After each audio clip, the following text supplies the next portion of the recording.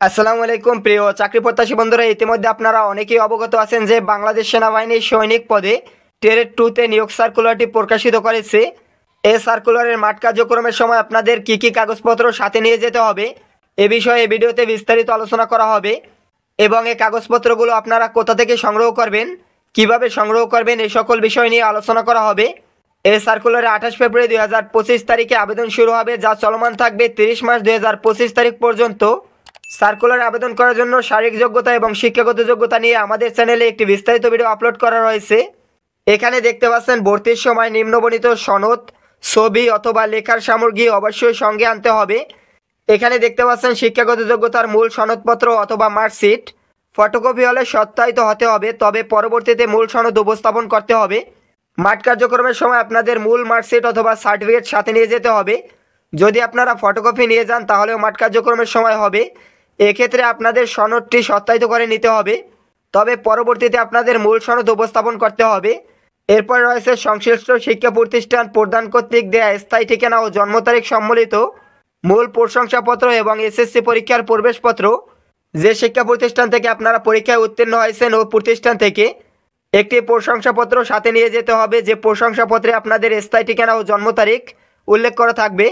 এছাড়া দেখতে পাচ্ছেন এখানে এইচএসসি পরীক্ষার প্রবেশপত্র সাথে নিয়ে যেতে হবে। অভিভাবকের সম্মতিসূচক সনদপত্র যা সংশ্লিষ্ট চেয়ারম্যান কর্তৃক সত্যায়িত করা হতে হবে। আপনি বাংলাদেশ সেনাবাহিনীতে চাকরির জন্য যোগদান করলে আপনার পরিবারের বা অভিভাবকের কোনো আপত্তি নেই এই মর্মে একটি সনদপত্র সাথে নিয়ে যেতে হবে, যে সনদপত্রে আপনার অভিভাবক স্বাক্ষর করবে এবং স্বাক্ষর করার পরে চেয়ারম্যান কর্তৃক সত্যায়িত করে নিয়ে যেতে হবে। এরপর এখানে দেখতে পাচ্ছেন সংশ্লিষ্ট চেয়ারম্যান কর্তৃক দেওয়া জন্মসূত্রে বাংলাদেশের নাগরিক ও চারিত্রিক সনদের মূল কপি নিয়ে যেতে হবে। এখানে আপনাদের চেয়ারম্যান থেকে পরিচয়পত্র নিয়ে যেতে হবে এবং চারিত্রিক সনদ নিয়ে যেতে হবে। এখানে আরও নিতে হবে নিজ জন্ম নিবন্ধন সনদ এবং জাতীয় পরিচয়পত্রের সত্যায়িত কপি যদি থাকে। মাঠ কার্যক্রমের সময় প্রার্থীর নিজ জন্ম নিবন্ধন সাথে নিয়ে যেতে হবে, এটি একটি ফটোকপি করে সত্যায়িত করে নিয়ে যেতে হবে। যদি আপনাদের ইতিপূর্বে ভোটার নিবন্ধিত হয়ে থাকেন তাহলে ভোটার কার্ডের ফটোকপিও নিয়ে যেতে হবে সত্যায়িত করে। পিতা ও মাতার জাতীয় পরিচয়পত্র বা স্মার্ট কার্ডের সত্যায়িত ফটোকপি নিয়ে যেতে হবে। পিতা ও মাতার জাতীয় পরিচয়পত্র ফটোকপি করে বিশেষ ক্যাডার কর্তৃক সত্যায়িত করে তারপরে সাথে নিয়ে যাবেন। এরপরে দেখতে পাচ্ছেন সদ্য তোলা পাসপোর্ট সাইজের 5 সেন্টিমিটার ইন্টু 4 সেন্টিমিটার 6 কপি এবং স্ট্যাম্প সাইজের এখানে দেখতে পাচ্ছেন 2.5 সেন্টিমিটার ইন্টু 2 সেন্টিমিটার 2 কপি সত্যায়িত করে নিয়ে যেতে হবে। ছবির পটভূমি নীল বা আকাশি রঙের, পরিধেয় পোশাক হালকা রঙের হতে হবে। এখানে দেখতে পাচ্ছেন সাঁতার পরীক্ষা দেওয়ার জন্য প্রয়োজনীয় পোশাক সাঁতার পরীক্ষার জন্য নির্ধারিত দিনে নিয়ে যেতে হবে।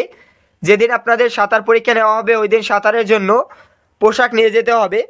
এরপরে দেখতে পাচ্ছেন লিখিত পরীক্ষার জন্য কলম, জ্যামিতি বক্স, পেন্সিল, স্কেল ও ক্লিপবোর্ড ইত্যাদি নিয়ে যেতে হবে। যেদিন লিখিত পরীক্ষা অনুষ্ঠিত হবে এই সকল জিনিসপত্র আপনাদের সেদিন নিয়ে গেলেই চলবে।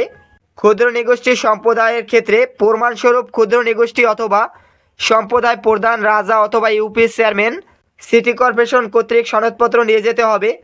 এটি প্রয়োজন হবে যারা ক্ষুদ্র নিগোষ্ঠী কোটায় আবেদন করছেন তাদের, এটি সাধারণ প্রার্থীদের নিতে হবে না। এরপর দেখতে পাচ্ছেন অনলাইন আবেদনের প্রবেশপত্র। আপনারা আবেদন করার সময় যে প্রবেশপত্রটি পাবেন প্রবেশপত্রটি যথাযথভাবে সংরক্ষণ করে রাখতে হবে। মাঠ কার্যক্রমের সময় আপনাদের এই প্রবেশপত্রটি প্রয়োজন হবে। আশা করি এখান থেকে বিস্তারিত বুঝতে পারছেন কি কি কাগজপত্র আপনাদের সাথে নিয়ে যেতে হবে। মাঠ কার্যক্রম বা ভর্তির সময় এই সকল কাগজপত্র আপনাদের নিয়ে যেতে হবে। অবশ্যই মাঠ কার্যক্রমের পূর্বে এই সকল কাগজপত্র আপনারা রেডি করে রাখার চেষ্টা করবেন। এই সার্কুলার সম্পর্কে আমাদের চ্যানেলে বিস্তারিত ভিডিও আপলোড করা রয়েছে, ভিডিওটি দেখে নিতে পারেন। এরকম নিয়মিত চাকরি সম্পর্কিত তথ্য বা চাকরির বিজ্ঞপ্তি সম্পর্কে আপডেট খবর সবার আগে পেতে আমাদের এই চ্যানেলটি সাবস্ক্রাইব করুন। এছাড়া মাঠ কার্যক্রমের সময় আপনারা অবিবাহিত সনদ সাথে নিয়ে যাবেন। এই কাগজপত্র সম্পর্কে এছাড়া যদি আপনাদের কোনো প্রশ্ন থাকে কমেন্টের মাধ্যমে আমাকে জানিয়ে দিতে পারেন। ধন্যবাদ সকলকে।